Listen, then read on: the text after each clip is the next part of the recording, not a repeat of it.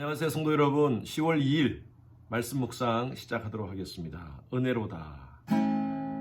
시작됐네. 우리 주님의 능력이 나의 삶을 다스리고 새롭게 하네. 자유하네. 죄와 사망으로부터 나의 삶은 변하고 난 충만하네. 은혜로다. 주의 은혜 한량없는 은혜. 은혜로다. 주의 은혜 변함없는 신실하신 주의 은혜. 한 번 더 하겠습니다. 시작됐네. 우리 주님의 능력이 나의 삶을 다스리고 새롭게 하네. 자유하네. 죄와 사망으로부터 나의 삶을 변하고 난 충만하네. 은혜로다.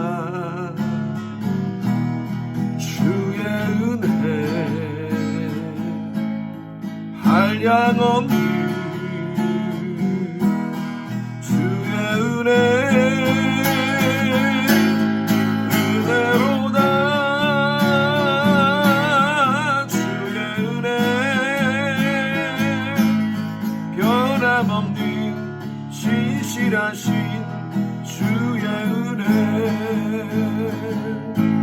변함없는 신실하신 주의 은혜. 아멘. 오늘 묵상할 하나님 말씀은요, 예레미야 40장 9절에서 12절까지 말씀 묵상하겠습니다. 예레미야 40장 9절에서 12절까지 말씀입니다. 사반의 손자 아이감의 아들 그다야가 그들과 그들의 사람들에게 맹세하여 이르되, 너희는 갈대아 사람을 섬기기를 두려워하지 말고 이 땅에 살면서 바벨론의 왕을 섬기라. 그리하면 너희에게 유익하리라. 보라, 나는 미스바에 살면서 우리에게로 오는 갈대아 사람들을 섬기리니 너희는 포도주와 여름 과일과 기름을 모아 그릇에 저장하고 너희가 얻은 성읍들에 살라 하니라. 모압과 암몬 자손 중에 에돔과 모든 지방에 있는 유다 사람도 바벨론의 왕이 유다에 사람을 남겨둔 것과 사반의 손자 아이감의 아들 그다랴를 그들을 위하여 세웠다 함을 듣고 그 모든 유다 사람이 쫓겨났던 각처에서 돌아와 유다 땅 미스바에 사는 그다랴에게 이르러 포도주와 여름 과일을 심히 많이 모으니라. 어제 말씀 묵상한 것과 같이 느부사라단이라는 바벨론 사령관이 에레미야에게 제안을 합니다. 사실 에레미야가 친바벨론 인사로 생각을 하고, 만약에 네가 바벨론에 가게 되면 정말 좋은 대우를 해주겠다. 너의 남은 인생, 여생을 호요식하면서 잘 살 수 있도록 해주겠다. 네가 여기에 남아도 되고 예루살렘에 남아도 되고 우리와 함께 같이 바벨론에 갔으면 좋겠다라는 그런 두 가지 선택 가운데 제안을 합니다. 그들이 왜 친바벨론 인사로 이 에레미야를 인정했냐면요, 바벨론 그 당시의 왕들에게 바벨론 왕에게 항복하십시오. 바벨론의 왕에게 우리 이스라엘이 사는 방법이 바벨론 왕에게 항복하는 것이 바로 이스라엘이 살 길입니다 라고 그렇게 제안을 했기 때문입니다. 그것 때문에 에레미야는 왕의 미움을 받고 백성들의 미움을 받고 감옥에 갇히지 않습니까? 근데 사실은요, 예레미야가 친바벨론파가 아니라 하나님께서 이미 예레미야에게 주신 약속이었습니다. 이미 이스라엘은 끝났다. 여러분 쇼케터 기억나십니까? 이미 이스라엘 백성들은 쇼케터 끝났다. 그래서 하나님의 말씀에 순종하고 이제 바벨론의 포로로 끌려가라. 그러나 하나님은 이스라엘 백성들을 영원히 포로로 그곳에 있지 않게 하고 70년 후에 돌아오게 하겠다라는 것이 바로 하나님의 약속이었습니다. 그 말씀을 받고 예레미야는 그 말씀대로 선포한 것입니다. 근데 바벨론의 사령관이나 바벨론에 있는 정치하는 사람들은 이 예레미야가 바로 친바벨론파구나 라고 그렇게 생각을 했던 것이었습니다.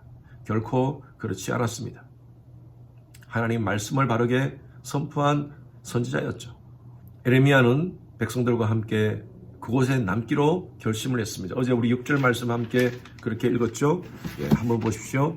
예레미야가 미스바로 가서 아이감의 아들 그다야에게로 나아가서 그 땅에 남아있는 백성들 가운데서 그와 함께 사니라 라고 했습니다. 그 땅에 남아있는 백성들이 어떤 백성이었을까요? 자, 오늘 7절 말씀 한번 보십시오. 7절에 계속 이어집니다. 들에 있는 모든 지휘관과 그 부하들이 바벨론의 왕이 아이감의 아들 그다야를 그 땅에 맡기고 남녀와 유아와 바벨론으로 잡혀가지 아니한 빈민을 이라고 되어 있죠. 빈민. 여러분, 그 당시에 바벨론의 포로로 끌려가는 사람들은 그래도 괜찮은 사람들이었습니다. 살만한 사람들이었습니다. 똑똑한 사람들이었습니다. 괜찮은 집안의 사람들이었습니다. 그런데 예루살렘에 남겨둔 사람들, 그 사람들은 빈민이었다고 말씀하고 있습니다. 요즘 말하면 홈리스 같은 사람들이죠. 정말 힘들고 어려운 사람들이었습니다. 예레미야는요, 그들을 두고 떠날 수가 없었습니다. 그래서 그렇게 좋은 오퍼를 받았음에도 불구하고 예레미야는 사명적 선택을 합니다. 이스라엘이 이미 나라는 잃어버렸지만 그러나 신앙은 잃어버리지 않아야 된다. 나라 잃는 것은 어떻게 할 수 없어요. 그러나 신앙 잃어버리는 것은 되지 않는다. 그래서 예레미야는 그곳에 남아서 이런 미스바라는 장소에 남았다고 얘기하고 있는데 이 미스바는요, 굉장히 영적인 굉장히 중요한 의미가 있는 것이었습니다. 과거에 성전이 있기 전에 사무엘 시대에 그때 그곳에서 백성들의 영적 부흥 운동이 일어났던 장소가 바로 이 미스바였습니다.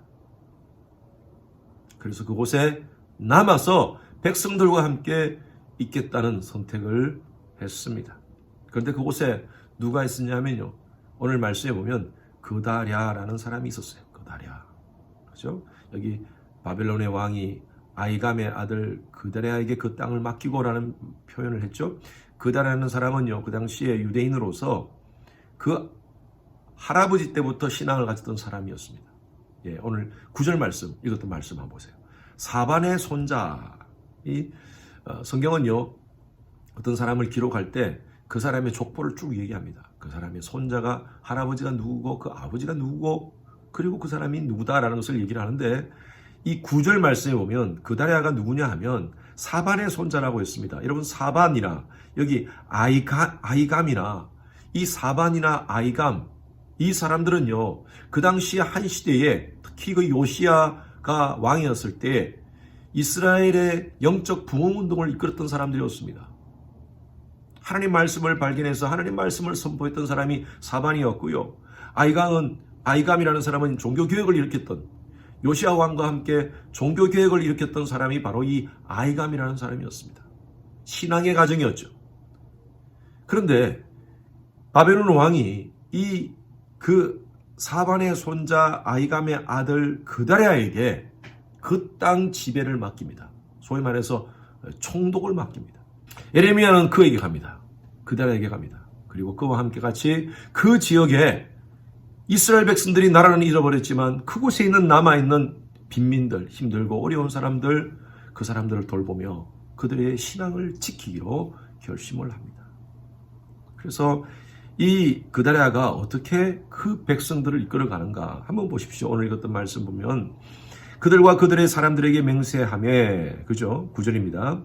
이르되 너희는 갈대아 사람을 섬기는 것을 두려워하지 말고 이 땅에 살면서 바벨론의 왕을 섬기라. 그리고 10절 말씀 보라, 나는 미스바에 살면서 우리에게로 오는 갈대아 사람을 섬기리라.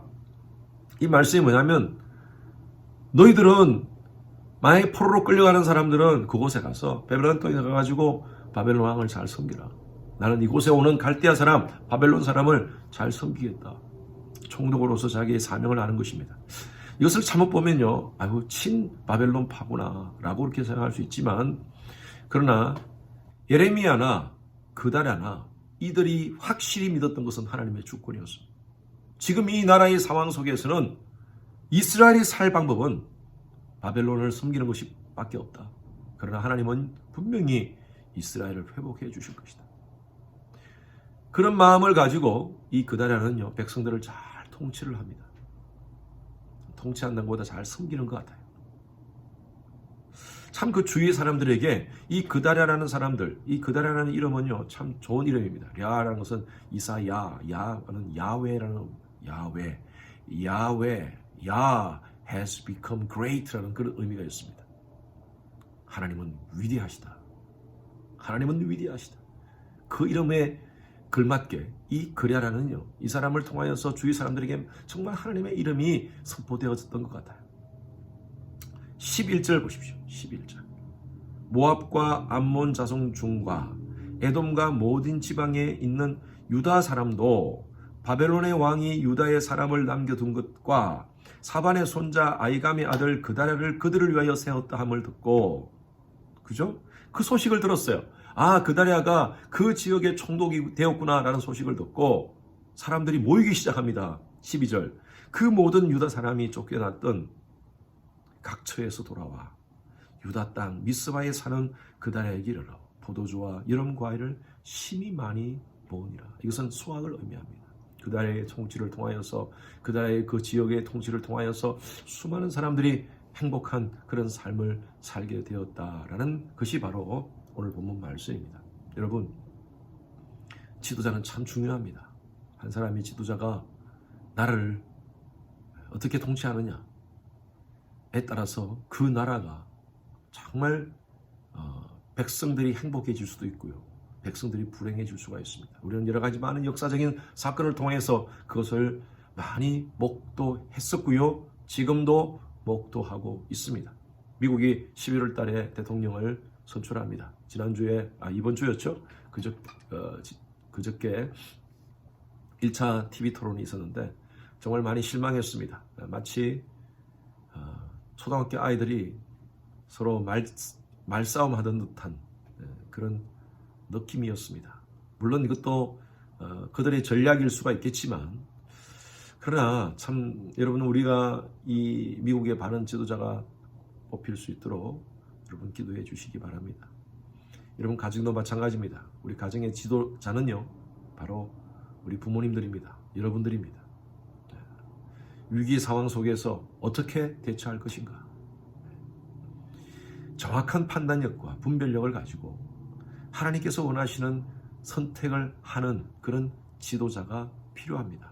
우리 가정에도 필요하고, 우리 오늘날 이 시대의 사회에도 필요하고, 나라에도 필요한 그런 시대입니다. 여러분 가정 좋은 아버지로서, 어머니로서 지도자가 되시기 바랍니다. 중심을 바로 탁 잡고 서 계십시오. 우리의 중심은요, 진리입니다. 하나님 말씀의 진리입니다.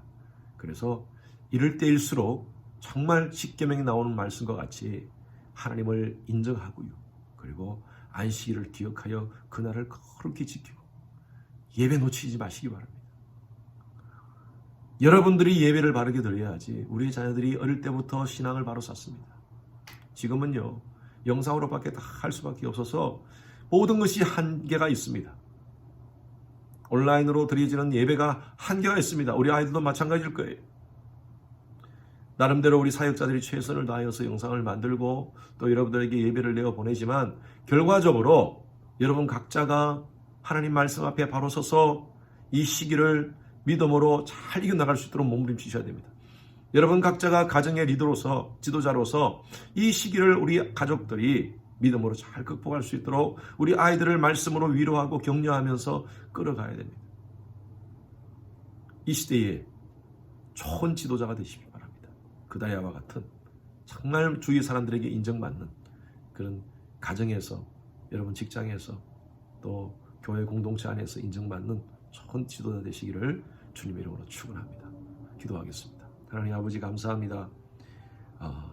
그다랴의 리더십을 보면서 우리가 어떻게 이 위기의 시기들을 잘 넘어갈 것인지 한번 묵상합니다. 주님, 말씀에 분명히 서서 하나님의 주권을 인정하고 믿음으로 중심을 바로잡아서 가정을 잘 이끌어가는 좋은 지도자 아버지 어머니들 되게 하여 주시옵소서.